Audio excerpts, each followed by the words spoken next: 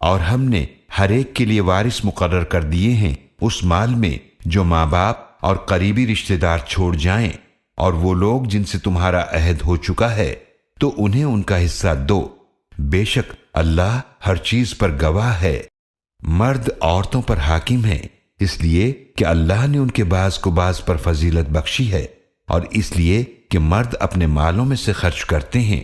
پس نیک عورتیں اپنے شوہروں کی فرما بردار ہوتی ہیں، شوہروں کی غیر حاضری میں ان حقوق کی حفاظت کرنے والی ہوتی ہیں جیسے اللہ نے تحفظ چاہا۔ اور وہ عورتیں جن کی سرکشی کا تمہیں اندیشہ ہو تو پہلے انہیں نصیحت کرو، اور نہ مانے تو انہیں بستروں سے الگ کر دو، اور پھر بھی نہ مانے تو انہیں مارو، پھر اگر وہ تمہارا کہنا مانے تو ان پر زیادتی کی کوئی راہ تلاش نہ کرو، بے شک اللہ بہت بلند مرتبہ، بہت بڑا